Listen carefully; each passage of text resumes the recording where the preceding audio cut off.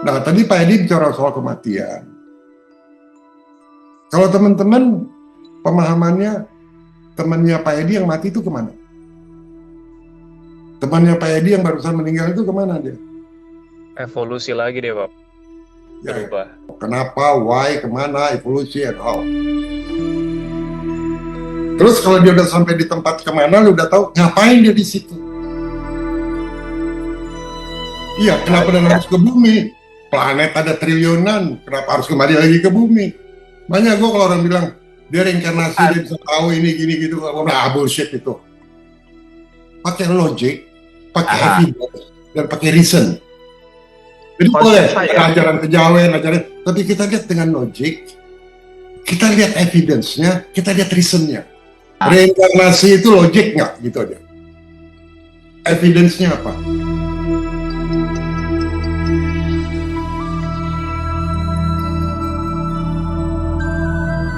Karena gue bilang, kalau sekarang lu mati, lu punya pengetahuan segini nih ya, 8 pengetahuan lu ini. Terus lu mati, terus lu ada di alam lain, pengetahuan lu yang ada di sini hilang nggak atau tetap sama?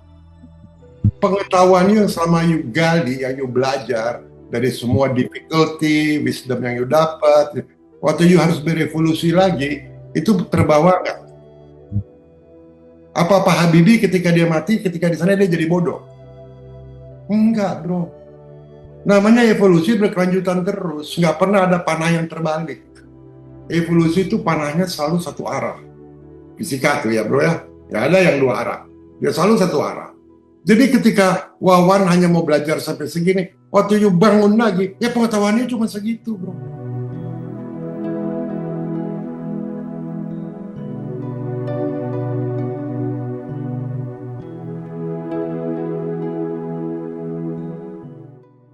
Itu yang dibawa di alam lain. Kayak kita pindah sekolah, kita ini kelas 5 SD, ya kita pindah sekolah 5. Ya itu di sekolah baru 5 SD, bukan 4 SD, bukan 3 SD, bukan 1 SMP. Mana lebih nalar? Lupain dulu konsep lain bro, ini konsep beyond spirituality nih bro. Nalar aja, nalar. Logik dulu, baru cari reasonnya, kita cari evidence-nya.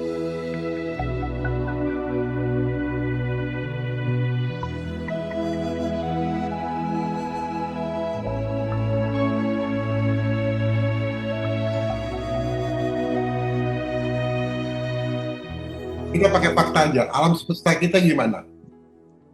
Oke, kita lihat alam semesta. Kita lihat aja, kita punya 9 planet kan? Ya. Berputar ke matahari, betul? Kita anggap matahari itu pusat, bro. Kita berputar. Si matahari dengan 9 planet kita muterin matahari lain lagi nggak? Muterin sesuai orbit galaksi. Iya kan, sebelum galaksi, bro. Ya, ini ada namanya local planetary. Kita ini kan planetary 9, betul? Ada pusatnya matahari, ya. Dia muterin lagi bintang yang lebih besar lagi. Betul. Ya, namanya konstelasi. Ya. Ya. Yang konstelasi ini muter lagi. Yang namanya sistem.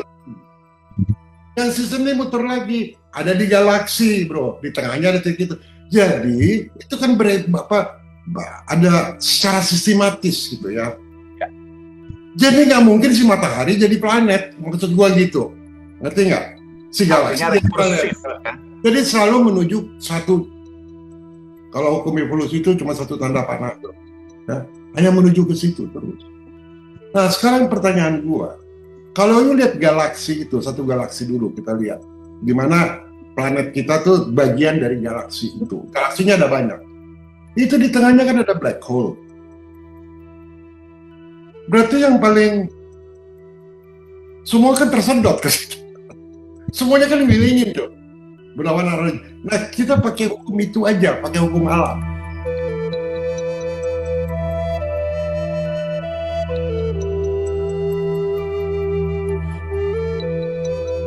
Baik untuk materi sama untuk spiritual itu sama hukumnya. Maksud gua kalau kita mati, ya kan ada hukum alam semesta. Soul kita bisa nggak?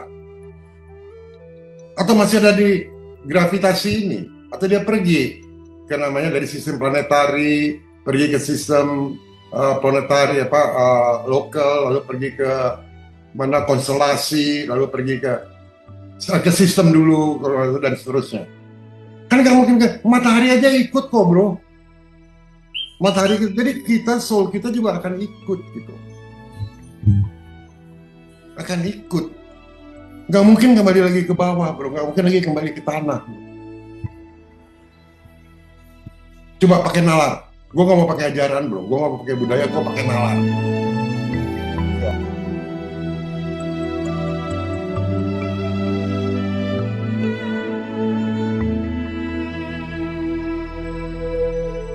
Itu betul, satu itu konsep dari manusia dengan alam pikirnya, dia menceritakan kematian kan, alam kematian gitu kan. Dari Bible kan juga cerita gitu Pak. Kalau kita baca buku gitu, pertama kan kita harus lihat credibility dari buku itu, apapun itu. Betul kan? Cara ngecek credibility-nya gimana? Kita buktiin satu-satu. Betul nggak? Betul nggak ini? Ya, kalau dia bilang ada 100 hal yang dia tulis, yang bagi kita nggak masuk akal, karena belum terjadi. Lalu kita lihat satu-satu terjadi, dari 100 itu 50 udah terjadi. Kira-kira kredibilitas buku itu tinggi nggak? Misalnya, di buku itu ditulis gini, bahwa di tabel periodik, kan diketemukan sama Mendeleev, itu ada rahasianya. Mendeleev aja nggak tahu ada rahasianya di situ. Ya, bahwa ada periodicity 7. Jadi elemen ke-1, ke-8, 15, 22, 29, itu ada khusus sifatnya. Yang kedua, di tempatnya ke-9, 16, itu khusus sifatnya. Gue setengah mati tuh mecahin itu. Ternyata terbukti. Jadi paper ilmiah tuh. Namanya Cycle 7 Periodicity. Jadi, gue berpikir buku ini nulis ini, gue coba research gini-gini, akhirnya bisa gue buktiin. Dan yang gue buktiin apa akhirnya? Ternyata antara kimia dan nuklir ada hubungan. Antara kimia dengan fisika ada hubungan. Dan fisika lahirnya dari kimia. Itu penemuan gue. Nanti kalau mau gue kasih papernya topan. Ya, yang gue bilang itu bisa dapat Nobel Prize tuh paper itu. Nomor 2, dia bicara mengenai geologi. Dia bilang di geologi ini planet bumi itu terdiri dari lempeng-lempeng. Padahal waktu itu belum ada teori lempeng tektonik, itu belum ada. Yang baru ada continental drift. Karena buku itu ditulis tahun 1934. Itu nomor 2. Nomor 3, dia tulis ada lagi yang lebih kecil dari atom. Jadi kalau dari kuantum, pertama kali jadi meter, nah itu ada tuh. Manusia belum temuin. Namanya ultimaton. Gue cari, gue dapat gelombangnya bro. Itu gue kirim ya. Nomor 4, yang menarik ya, dia nulis mengenai ras manusia. Ras manusia itu gimana terjadi? Itu menarik dari penelitian itu. Ya, gimana jadinya ras manusia? Gimana terjadinya percaturan? Ini banget.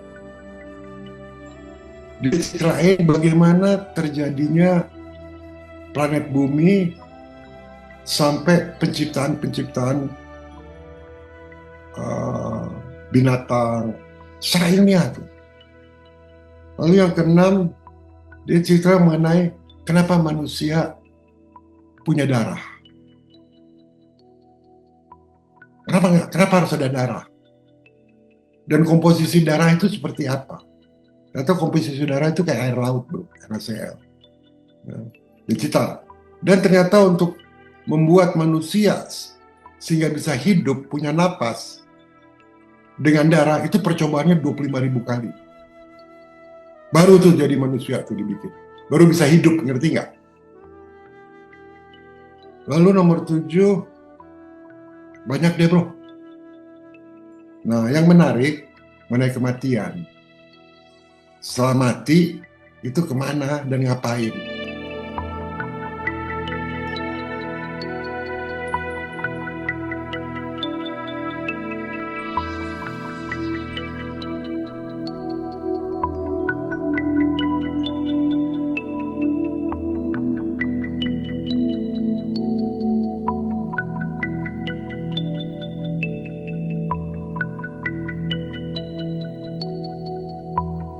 Dan pelajarannya pelajaran apa? Jadi yang diajarin itu filsafat. Ada 28 mata pelajaran filsafat. Dan itu kan diajarin waktu kita udah mati. Sekarang kalau kita dapat bocoran itu, apa yang diajarin, kita dapat bocorannya. Terus kita belajar di sini, kita lebih maju nggak dari orang lain? Kalau itu benar kan? Anggapnya itu bohong, kita uji dulu. Nah, gue udah nguji dengan 28 itu, ada 28 fakta. Dan gue udah siapin falsafah yang nomor 1 itu apa. Nah, kalau mau kita diskusi itu, kalau mau. Masih ada waktu nggak sih? Masih. Kalau mau kita diskusi itu, kalau mau. Bener nggak? Kita lihat dengan, ini kan hal baru buat kita. Ini belajar soal alam kematian nih. Jadi kita punya referensi selain The Book Tibetan of Dying, Al-Quran, Alkitab, kita punya referensi lain. Maksud aku begitu.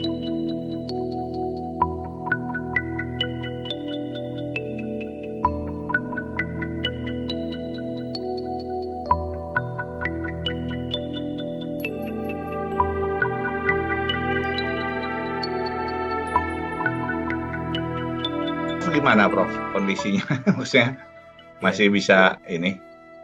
Lu lihat aja suara gua, bro. Beda sama minggu kemarin.